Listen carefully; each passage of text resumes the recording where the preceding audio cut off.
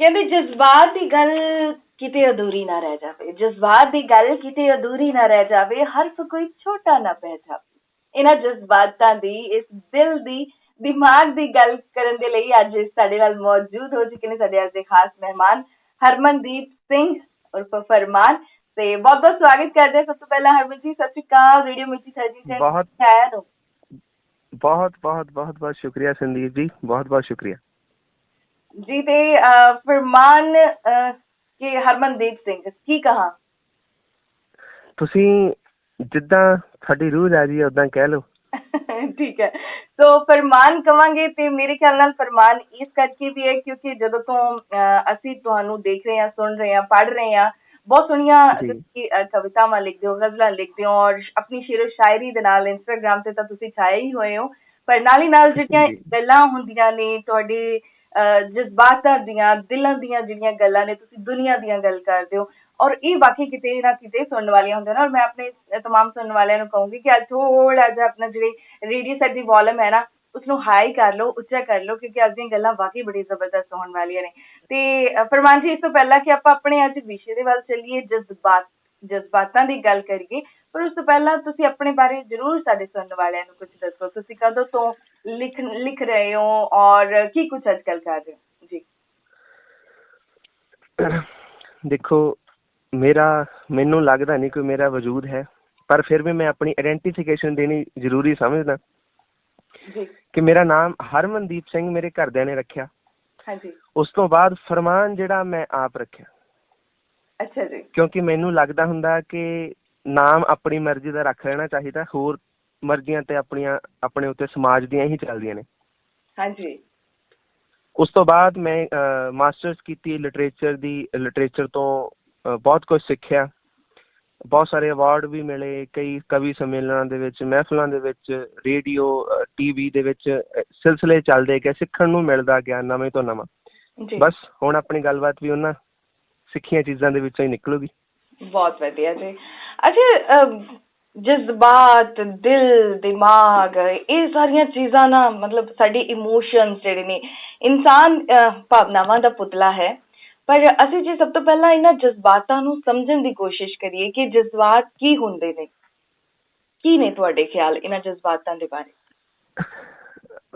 ਸੰਦੀਪ ਜੀ, ਜਜ਼ਬਾਤ, ਫੀਲਿੰਗਸ, एहसास ये ਇੱਕੋ ਚੀਜ਼ਾਂ ਨੇ, ਸਾਰੇ ਕੁਝ ਇੱਕੋ ਹੀ, ਇਹਨਾਂ ਨੂੰ ਨਾਮ ਅੱਡ ਦਿੱਤੇ ਗਏ ਨੇ ਜੀ। ਜਜ਼ਬਾਤ ਉਹ ਚੀਜ਼ ਹੈ ਜਿਹੜੀ ਸਾਨੂੰ ਦਿਸਦੇ ਨਹੀਂ ਪਰ ਸਾਡੇ ਤੇ ਹਾਵੀ ਹੁੰਦੇ ਨੇ।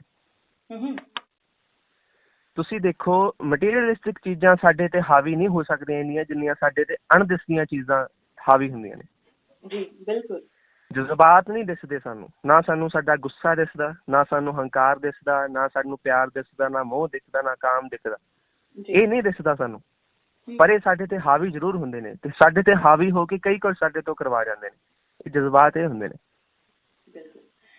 अच्छा, कौन लोग होंदे ने ਜਿਹੜੇ बहुत ज्यादा जज्बाती ਹੁੰਦੇ ਨੇ, ਜਾਂ ਕਹਿ ਲਈਏ ਕਿ ਇਹਨਾਂ ਜਜ਼ਬਾਤਾਂ ਦਾ ਇੱਕ ਘਾਟਾ ਵਾਧਾ ਵੀ ਹੁੰਦਾ ਹੈ, ਕੋਈ ਘਾਟੇ ਵੀ ਹੁੰਦੇ ਨੇ, ਕੋਈ ਵਾਧੇ ਵੀ ਹੁੰਦੇ ਨੇ, ਇਸ ਤਰ੍ਹਾਂ ਵੀ ਹੁੰਦਾ ਕਿਸੇ ਚ?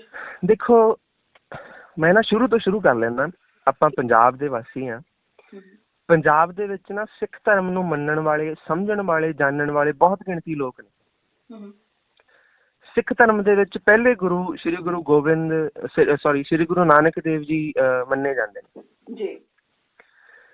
ਉਹਨਾਂ ਦੀ ਬਾਣੀ ਦੇ ਵਿੱਚ ਨਾ ਇੱਕ ਚੀਜ਼ ਆਉਂਦੀ ਹੈ ਕਿ ਕਾਮ, ਕ੍ਰੋਧ, ਲੋਭ, ਮੋਹ, ਹੰਕਾਰ, ਹਾਂਜੀ, 5 ਚੀਜ਼ਾਂ ਉਹਨਾਂ ਨੇ ਗਣਾਈਆਂ। ਹੈਗੀਆਂ ਹੋਰ ਵੀ ਕਈ ਨੇ, ਪਰ ਜਦੋਂ ਛੰਦਾਬੱਧੀ ਚ ਅਸੀਂ ਕੋਈ ਕਵਿਤਾ ਲਿਖਦੇ ਹਾਂ ਨਾ, ਅਸੀਂ ਬਹੁਤ ਥੋੜ੍ਹੀਆਂ ਚੀਜ਼ਾਂ ਗਣਾਉਣੀਆਂ ਹੁੰਦੀਆਂ ਨੇ ਜਿਹਨਾਂ ਦੀਆਂ ਤਸ਼ਬੀਹਾਂ ਦੇ ਵਿੱਚ ਸਾਰੀਆਂ ਚੀਜ਼ਾਂ ਹੀ ਉਹਨਾਂ ਦੇ ਕਲੇਵਰ ਚ ਆ ਜਾਣ। 5 ਚੀਜ਼ਾਂ ਗੁਰੂ ਨਾਨਕ ਦੇਵ ਜੀ ਨੇ ਗਣਾਈਆਂ।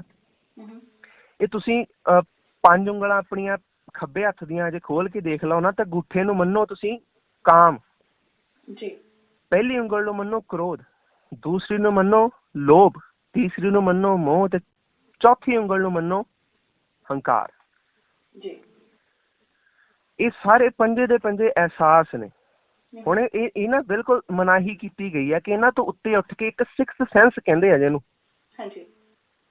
ਇਹ 5 ਸਾਡੀ ਮੁੱਠੀ ਬੰਦ ਹੋ ਜਾਵੇ ਨਾ, ਇਹਨਾਂ ਨੂੰ 5 ਤੇ ਅਸੀਂ ਕਾਬੂ ਪਾ ਲਈਏ, ਫਿਰ ਸਾਡੀ 6ਵੀਂ ਸਿਕਸਥ ਸੈਂਸ ਜਿਹਨੂੰ ਕਹਿੰਦੇ ਨੇ ਉਹ ਖੁੱਲਦੀ ਹੈ ਜੀ, ਜਿਹੜੀ ਸਾਡੀ ਲੌਜੀਕਲ ਸੈਂਸ ਹੁੰਦੀ ਹੈ। ਓਕੇ। ਅੱਜ ਦੇ ਸਮਾਜ ਦੇ ਵਿੱਚ ਜਾਂ ਪਹਿਲਾਂ ਵੀ ਜਾਂ ਆਉਣ ਵਾਲੇ ਸਮਾਜ ਦੇ ਵਿੱਚ ਵੀ ਲੌਜਿਕ ਦੀ ਹੀ ਮਹੱਤਤਾ ਸੀ ਤੇ ਹੈ ਤੇ ਰਹੇਗੀ।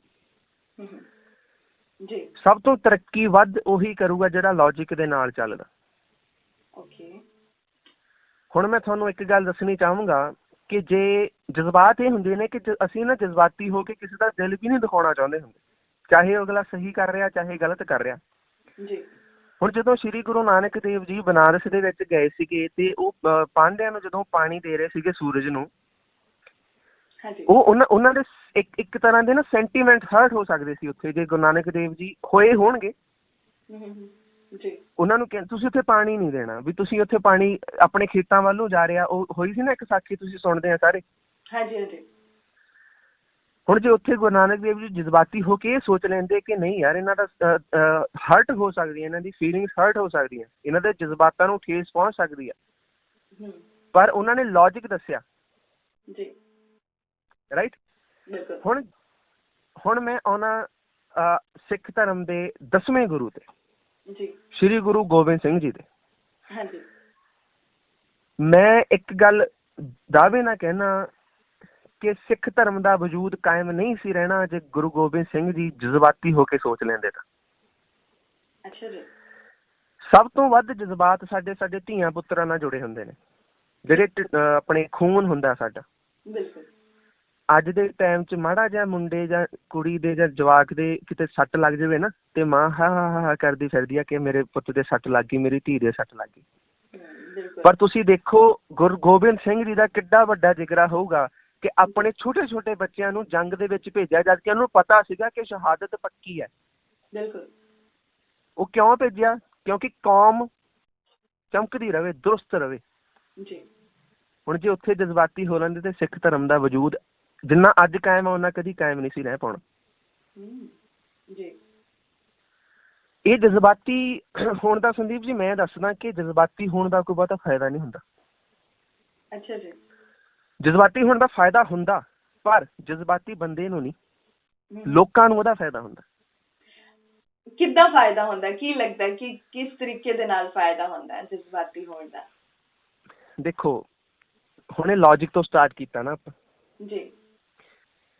ਤੁਸੀਂ ਦੇਖੋ ਕਿ ਹੁਣ ਮੈਂ ਇੱਥੇ ਕਿਸੇ ਨਾ ਜਾਤੀ ਦਾ ਸੂਚਕ ਕੁਛ ਨਹੀਂ ਵਰਤਣਾ ਚਾਹੁੰਦਾ। ਦੋ ਤਰ੍ਹਾਂ ਦੀਆਂ ਸ਼੍ਰੇਣੀਆਂ ਹੁੰਦੀਆਂ ਨੇ ਆਪਣੇ ਨਾ। ਦੁਕਾਨ ਕੋਈ ਜਿਹੜੇ ਪੰਜਾਬ ਦੇ ਵਿੱਚ, ਮੈਨੂੰ ਤਾਂ ਪੰਜਾਬ ਤੋਂ ਬਾਹਰ ਬਹੁਤਾ ਗਿਆ ਨਹੀਂ, ਪੰਜਾਬ ਦੇ ਵਿੱਚ ਨਾ ਦੁਕਾਨ ਇੱਕ ਬਾਣੀਆਂ ਹੁੰਦੇ ਜੀ, ਬਾਣੀ ਹੱਟੀਆਂ ਤੇ ਬਹਿੰਦੇ, ਬਾਣੀਏ ਦੀ ਹੱਟੀ ਹੈ।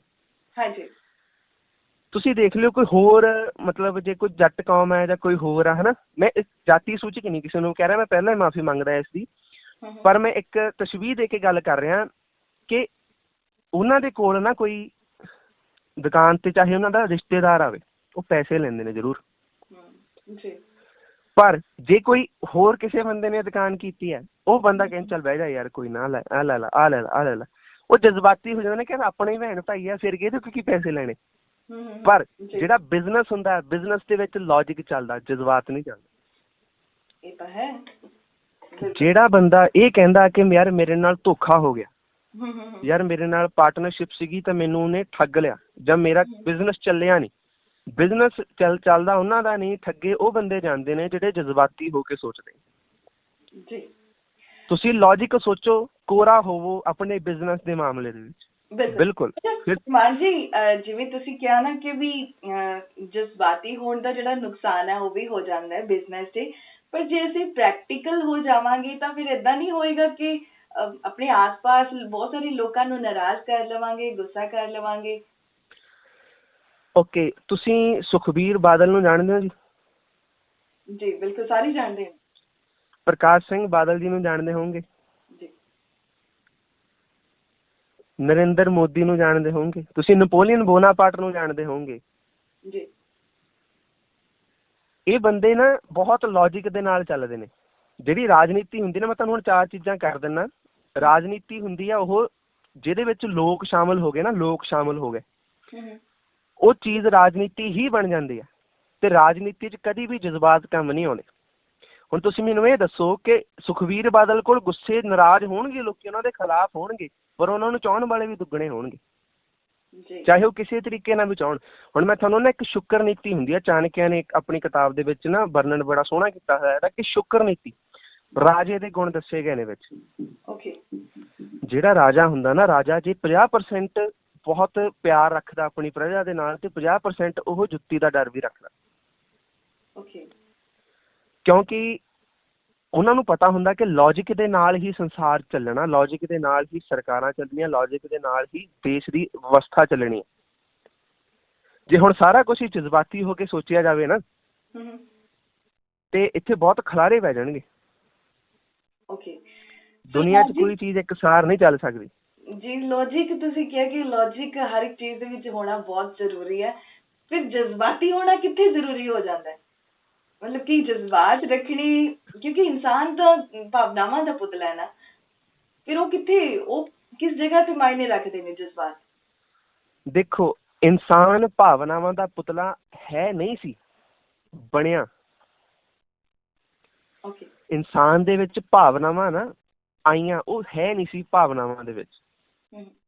ਹੁਣ ਮੈਂ ਤੁਹਾਨੂੰ ਇੱਕ ਛੋਟੀ ਜਿਹੀ ਸਟੋਰੀ ਸੁਣਾਉਣਾ ਭਾਵਨਾ ਦੀ, ਕਿ ਜਦੋਂ ਐਡਮ ਈਵ ਦੀ ਕਹਾਣੀ ਸੁਣਦੇ ਨਾ, ਐਡਮ ਤੇ ਈਵ, ਆਦਮ ਤੇ ਈਵ ਦੀ, ਉਹ ਕਹਿੰਦੇ ਸੀ ਕਿ ਉਹਨਾਂ ਨੂੰ ਸਵਰਗ ਚੋਂ ਧੱਕਿਆ ਗਿਆ ਧਰਤੀ ਦੇ ਉੱਤੇ ਕਿ ਜਾਓ ਤੁਸੀਂ ਸੰਸਾਰ ਦੀ ਨਾ ਯਾਤਰਾ ਕਰਕੇ ਆਓ, ਘੁੰਮੋ, ਆਪਣੇ ਦੁਨੀਆ ਘੁੰਮੋ।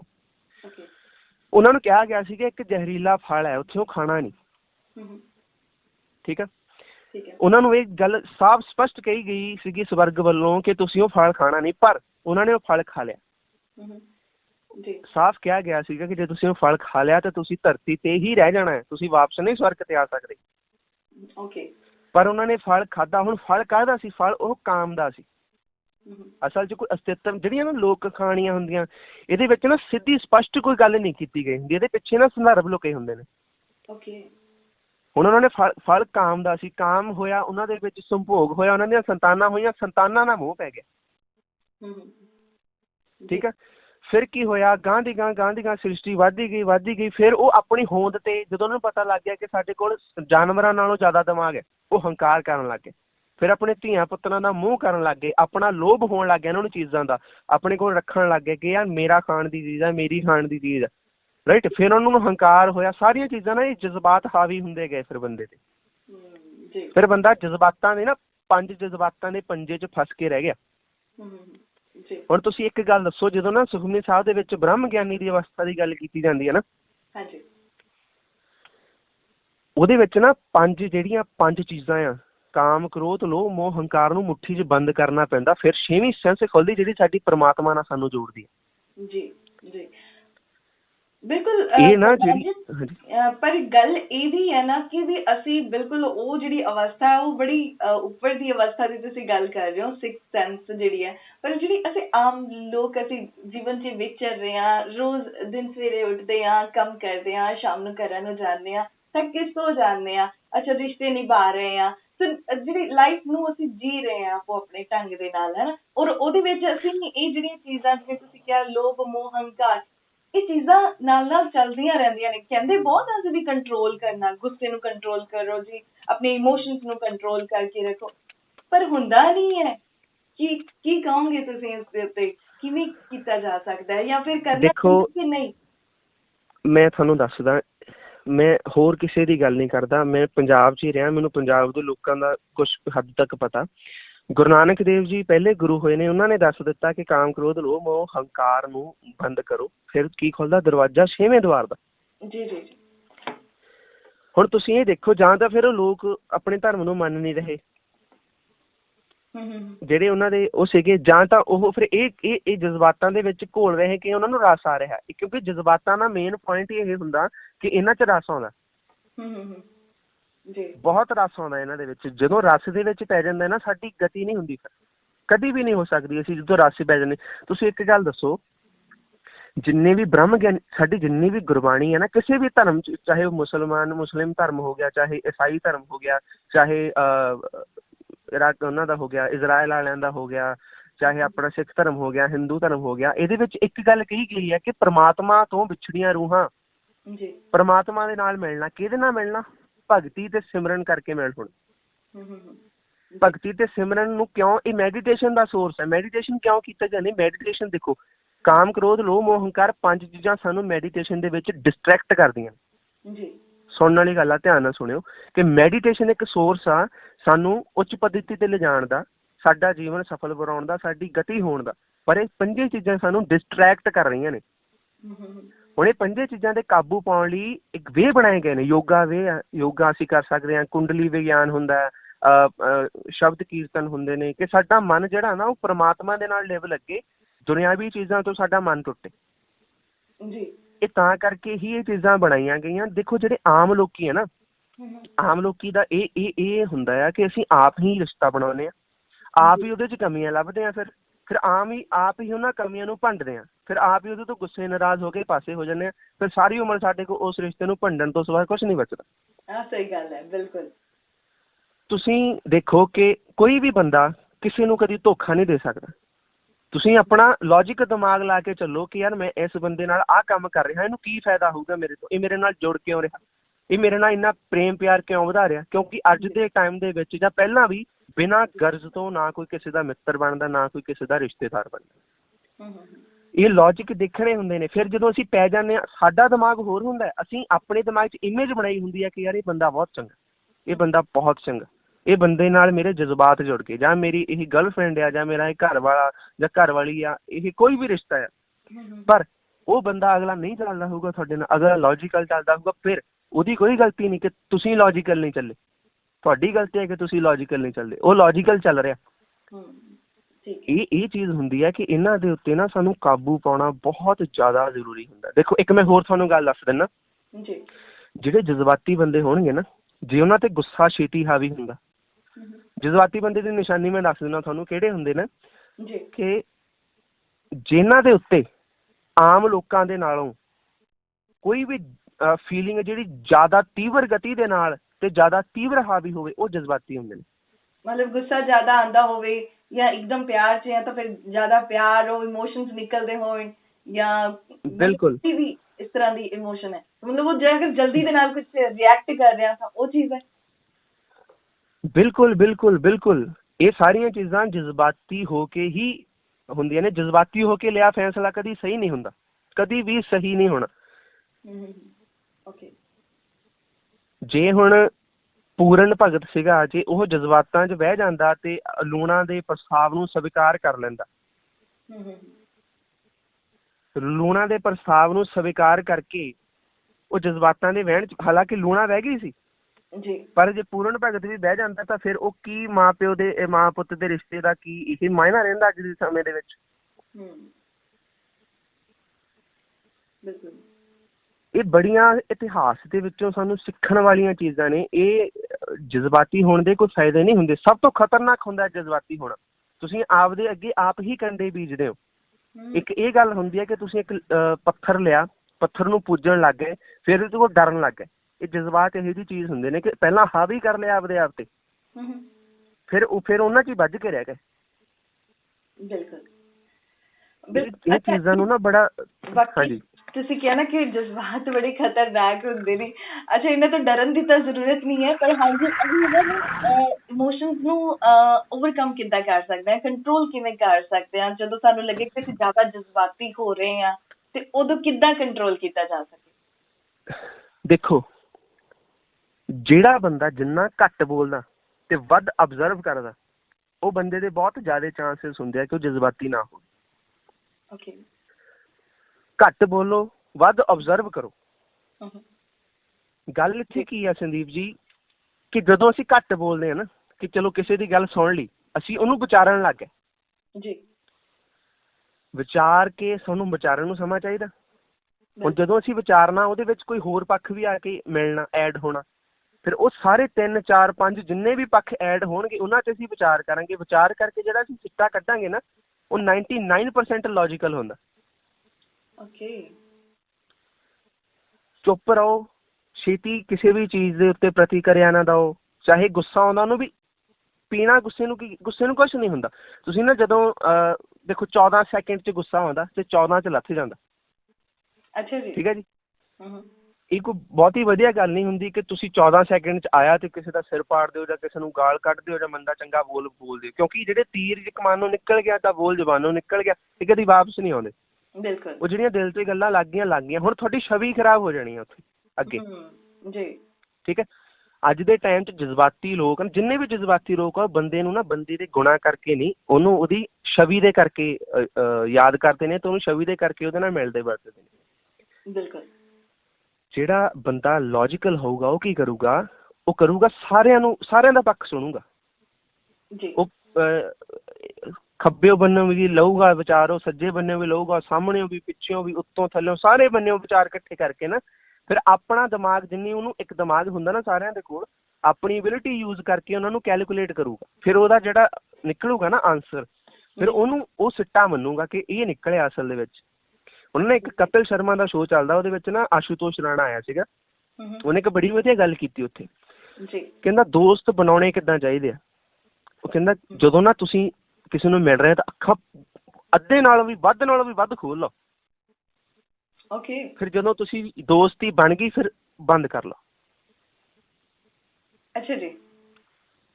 ਜਦੋਂ ਨਾ ਤੁਸੀਂ ਕਿਸੇ ਦੇ ਨਾਲ ਕੋਈ ਬਿਜ਼ਨਸ ਕਰ ਰਹੇ ਆ, ਕਿਸੇ ਨਾਲ ਦੋਸਤੀ ਵਧਾ ਰਹੇ ਆ, ਰਿਸ਼ਤਾ ਕਰ ਰਹੇ ਆ, ਕਿਸੇ ਨਾਲ ਵੀ ਕੋਈ ਤੁਸੀਂ ਅਟੈਚ ਹੋ ਰਹੇ ਆ, ਤੁਸੀਂ ਸਭ ਤੋਂ ਪਹਿਲਾਂ ਅੱਖਾਂ ਖੋਲ ਕੇ ਉਹਦੇ ਹਰੇਕ ਪੋਜ਼ੀਟਿਵ ਵੀ ਨੈਗੇਟਿਵ ਵੀ ਪੱਖ ਸੋਚ ਲਓ ਕਿ ਇਹ ਬੰਦੇ ਕੋਲ ਪੋਜ਼ੀਟਿਵ ਚੀਜ਼ਾਂ ਹੈ, ਨੈਗੇਟਿਵ। ਫਿਰ ਤੁਸੀਂ ਵਿਚਾਰ ਕਰੋ ਕਿ ਰਿਸ਼ਤਾ ਰੱਖਣਾ ਕਿ ਨਹੀਂ। ਉਸ ਤੋਂ ਬਾਅਦ ਤੁਸੀਂ ਰਿਸ਼ਤੇ 'ਚ ਕੋਈ ਸਟੇਟਮੈਂਟ ਪਾਓ ਆਪਣੀ।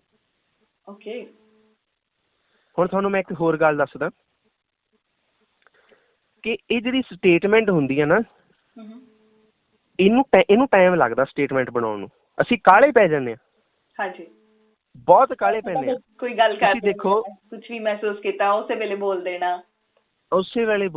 ਅਸੀਂ ਨਾ ਵਿਚਾਰ ਕਰਨ ਨੂੰ ਟਾਈਮ ਲੈਂਦੇ, ਕਿਉਂਕਿ ਹਜੇ ਮਾਈਂਡ ਡਿਵੈਲਪ ਹੈ ਬੰਦੇ ਦਾ, ਪਰ ਇੰਨਾ ਡਿਵੈਲਪ ਨਹੀਂ ਹੈ ਕਿ 1 ਸੈਕਿੰਡ ਦੇ ਵਿੱਚ ਹੀ ਵਿਚਾਰ ਕਰਕੇ ਉਹਨੂੰ ਪਰਫੈਕਟ ਆਂਸਰ ਦੇ ਦੇਵੇ। ਇਹ ਤਾਂ ਕੰਪਿਊਟਰ ਕੋਲ ਐਬਿਲਿਟੀ ਹੈ ਹਜੇ, ਪਰ ਬੰਦੇ ਕੋਲ ਨਹੀਂ ਹੈ। ਬਿਲਕੁਲ। ਬੰਦੇ ਨੂੰ ਕੀ ਹੁੰਦਾ ਕਿ ਦੇਖੋ, ਜਿਹੜੇ ਸਾਡੇ ਸਿਆਣੇ ਨੇ ਨਾ, ਵੱਡੇ ਨੇ, ਅਕਸਰ ਹੀ ਕਹਿੰਦੇ ਨੇ ਕੋਈ ਨਹੀਂ, ਸੋਚ ਵਿਚਾਰ ਕੇ ਫਿਰ ਅਸੀਂ ਤੁਹਾਨੂੰ ਦੱਸਦੇ ਹਾਂ। ਕੋਈ ਵੀ ਗੱਲ ਜਿਹੜੀ ਆ ਉਹ ਬੜਾ ਮਤਲਬ ਉਹਨਾਂ ਨੇ ਕਹਿਣਾ ਵੀ ਸੋਚ ਵਿਚਾਰ ਕੇ, ਕਿਉਂ ਇੱਕ ਤਜਰਬਾ ਉਹਨਾਂ ਨੂੰ ਜ਼ਿੰਦਗੀ ਦਾ ਬੜਾ ਹੋ ਜਾਂਦਾ ਹੈ।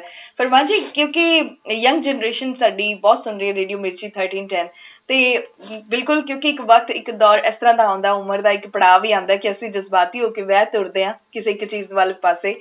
ਤੇ ਤੁਸੀਂ ਉਹਨਾਂ ਨੂੰ ਕੀ ਕਹਿਣਾ ਚਾਹੋਗੇ, ਉਹਨਾਂ ਨੌਜਵਾਨਾਂ ਨੂੰ, ਖਾਸ ਤੌਰ ਤੇ ਯੂਥ ਦੇ ਲਈ ਤੁਹਾਡਾ ਕੀ ਮੈਸੇਜ ਹੋਵੇਗਾ? ਯੂਥ ਦੇ ਲਈ ਆਪਾਂ ਪ੍ਰੀਵੀਅਸ ਜਿਹੜੀ ਹੁਣੇ ਗੱਲ ਕਰਕੇ ਹਟੇ ਆ, ਇਹਦੇ ਤੇ ਮੈਂ ਗੱਲ ਦੱਸਦਾ। ਇੱਕ ਮਿਰਜ਼ੇ ਦੀ ਐਗਜ਼ਾਮਪਲ ਦਿੰਦਾ ਮੈਂ।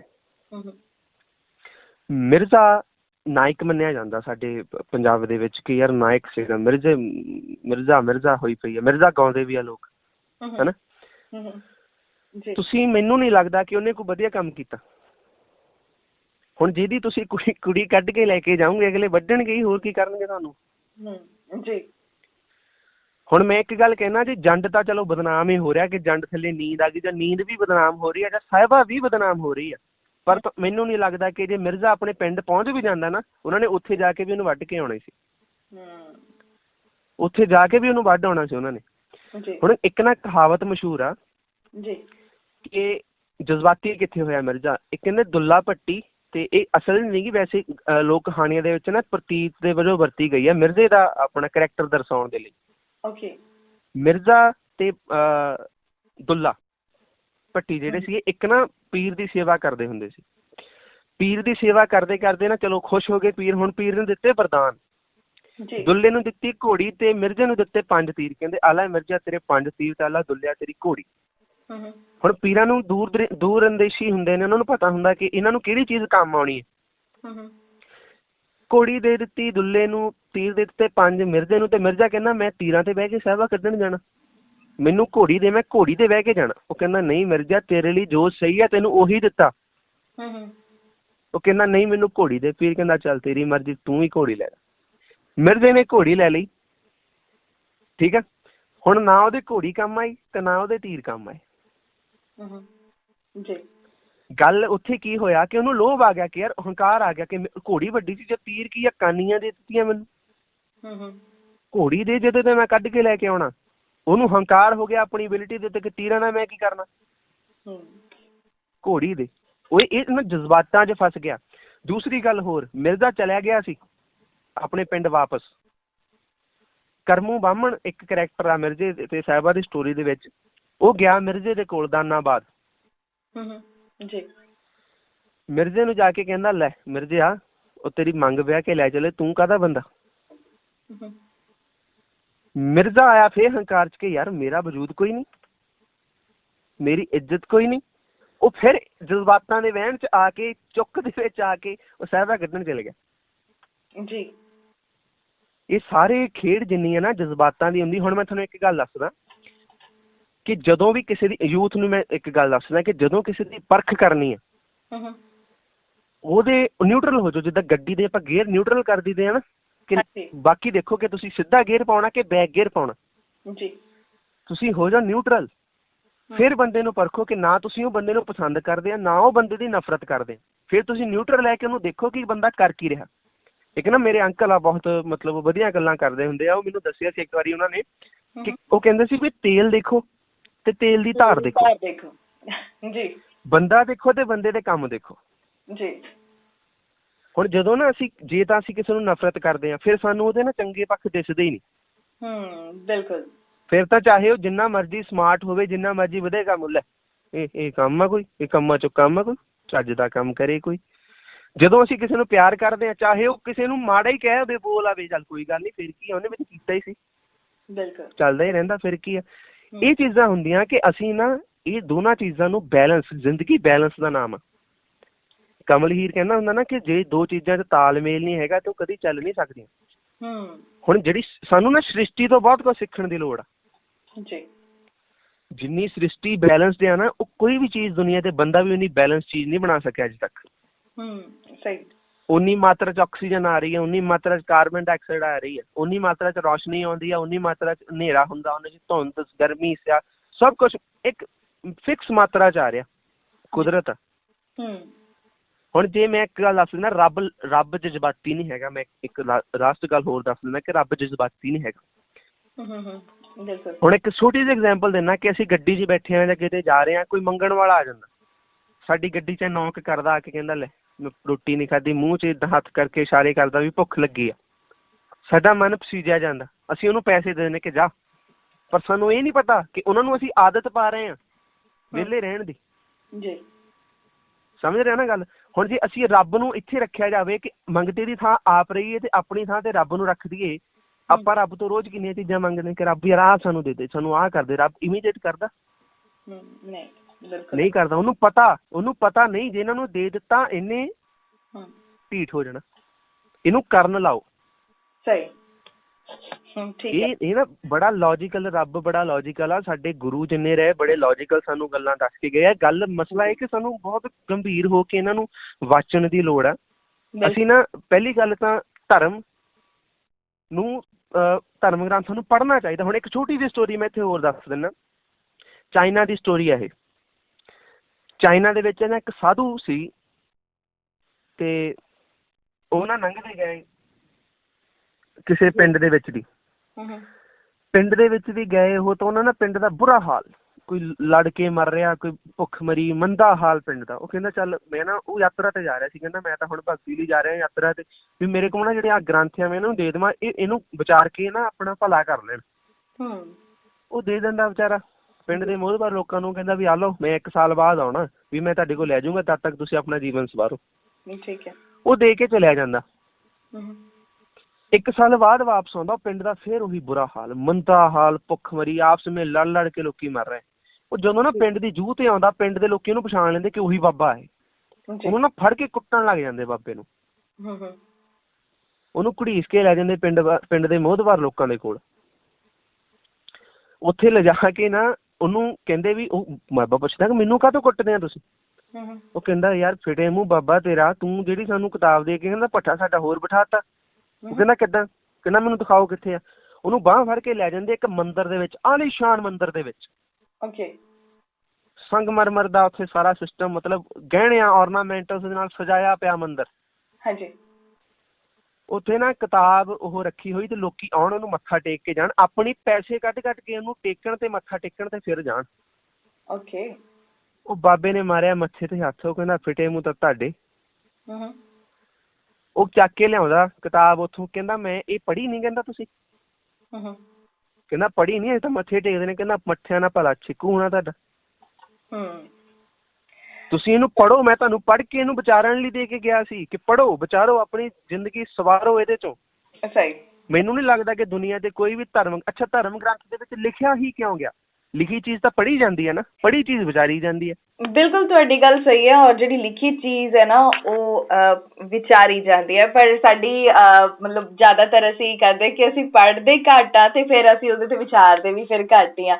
ਪਰ ਜੋ ਸਾਡੇ ਗੁਰੂਆਂ ਵੱਲੋਂ ਉਪਦੇਸ਼ ਦਿੱਤੇ ਗਏ ਨੇ, ਜੋ ਗ੍ਰੰਥ ਵੱਡੇ ਵੱਡੇ ਰਚੇ ਗਏ ਨੇ, ਸੋ ਉਹਨਾਂ ਦੇ ਵਿੱਚ ਵਾਕਈ ਸਿੱਖਣਯੋਗ ਗੱਲਾਂ ਨੇ ਜੋ ਸਾਨੂੰ ਬਹੁਤ ਕੁਝ ਅਸੀਂ ਸਕਦੇ ਹਾਂ ਜੇ ਪੜ੍ਹਦੇ ਹਾਂ ਤਾਂ। ਤੇ ਫਰਮਾਨ ਜੀ, ਇਸ ਵਕਤ ਕਿਉਂਕਿ ਸਮਾਂ ਹੋਰ ਇਜਾਜ਼ਤ ਨਹੀਂ ਦੇ ਰਿਹਾ, ਤੇ ਜਾਂਦੇ ਜਾਂਦੇ ਮੈਂ ਚਾਹੂੰਗੀ ਕਿ ਤੁਸੀਂ ਚੰਦ ਕੁ ਲਾਈਨਾਂ ਜਿਹੜੀਆਂ ਕੁਝ ਸਤਰਾਂ ਜਿਹੜੀਆਂ ਨੇ ਸਾਡੇ ਤਮਾਮ ਸੁਣਨ ਵਾਲਿਆਂ ਨੂੰ ਸੁਣਾ ਸਕੋ ਤੇ ਬੜਾ ਵਧੀਆ ਲੱਗੇਗਾ ਜੀ।